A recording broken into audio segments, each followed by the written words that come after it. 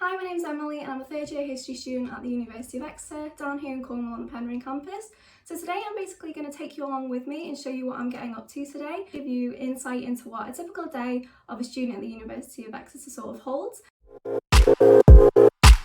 So now I've got my breakfast.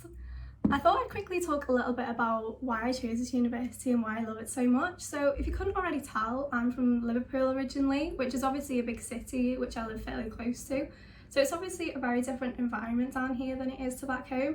A lot of people told me, like, are you not worried about it being a bit of a culture shock coming from a large area to quite a small one? And to be honest, it really wasn't. I think it's because it's a lot easier to fit in down here. It's a lot easier to make friends, even though it's a smaller area and there's sort of less people to get to know. It means you become closer to a lot more people. Like whenever I go into town, I'm always seeing someone I know from my course or from my friendship group, and yeah, I just really like how chill and laid back it is down here, and not many universities can say that they live 10 minutes from the nearest beach.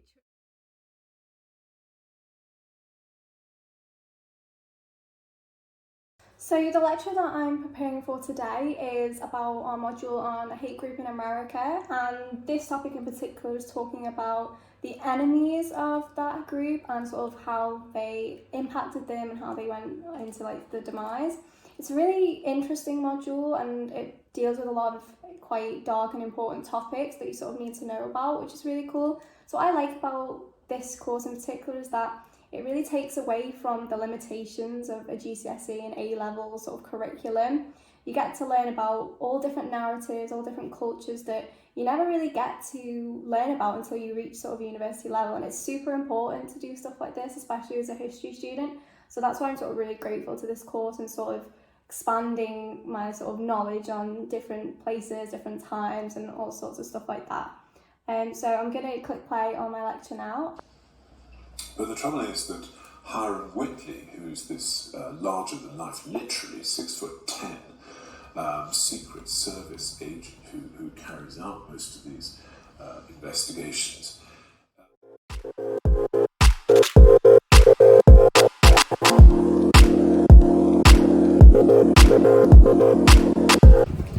So me and Neve are on our way to our seminar, which is got about an hour, so we can take a nice slow walk.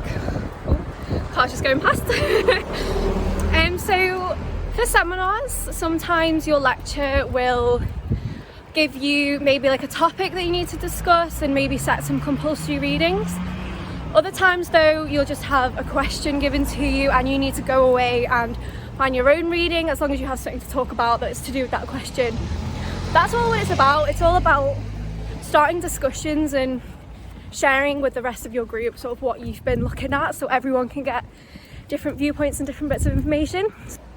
So we've just got to the bottom of campus now. One thing you'll probably notice as I show you around is that it's so green here. Obviously being down in Cornwall, the climate is a lot different to other parts of the country, so we're really lucky that we can grow all this sort of beautiful scenery, and it's a really nice place to sort of walk around on campus. So when you live here in your first year, which is what I did, it's a really nice place to be, and you never sort of feel like you're in a really cramped sort of student environment. It's got nice open spaces, nice places to go, eat lunch, especially when the weather's nice. So that's obviously always a bonus in the summer as well. Cornwall gets really, really nice weather.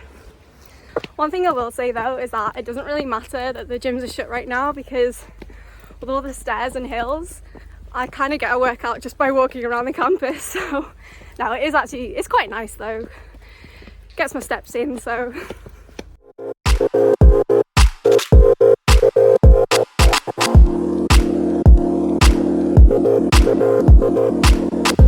So we've still got quite a bit of time before our seminar, so we thought instead of just sitting at Keithy, we'd just go for a bit of a wander. So behind me, and as you'll see as we walk past, this is the student accommodation on campus, which is Glasney Park and Glasney View, or just the Glasney Student Village. This is where I lived in my first year, and this is where most of my friends lived in their first years, although there are different accommodations both near campus and a bit further out into the town. So yeah, as you can see, the accommodation blocks, they're quite big and they're quite nicely spaced out.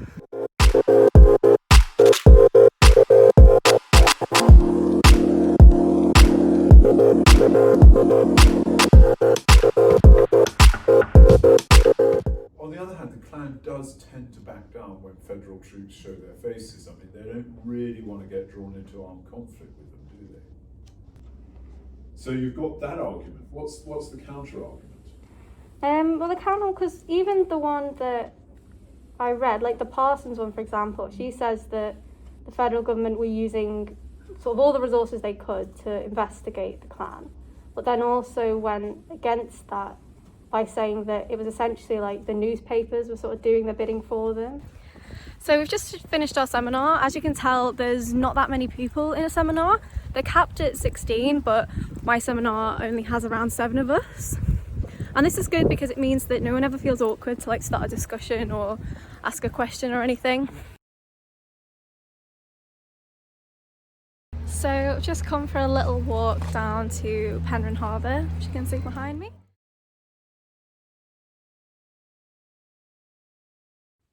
So now that I'm inside for the day, I'm going to change into some comfy clothes and then I'm going to go and do some work on my dissertation. So if you're not sure what a dissertation is, you've probably heard the term being thrown around if you've ever looked into university. It can sound quite scary, but when you know and understand what it is, it's not too bad.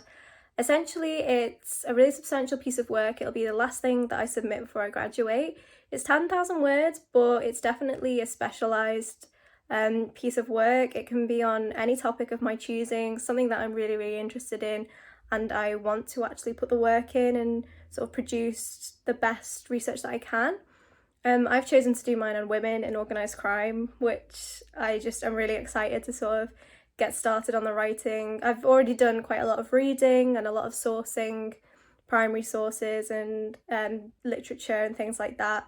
That's a good thing about a dissertation as well, is that you sort of don't have any restrictions on what sources you can use.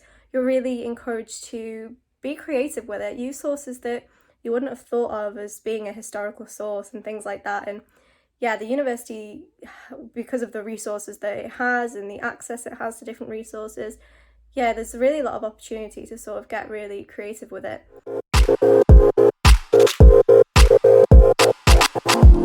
So I've just finished some reading and some dissertation work. I'm really happy with how it's going at the minute. Like I said before, I'm really enjoying this dissertation because it's exactly the topic I want to do, which makes it a lot more fun than maybe your average essay and stuff like that. But yeah, it's getting pretty late now. You probably saw how dark it was outside. So I'm going to go and make myself some dinner and also finish off my ginormous mug of tea. But yeah, if you've got any other questions, please definitely contact the outreach team because they'd be more than happy to help you answer any questions or give you any bits of information that you need. But apart from that, I really hope that you've enjoyed watching this video. Thank you so much for watching, and yeah, hopefully it's been helpful.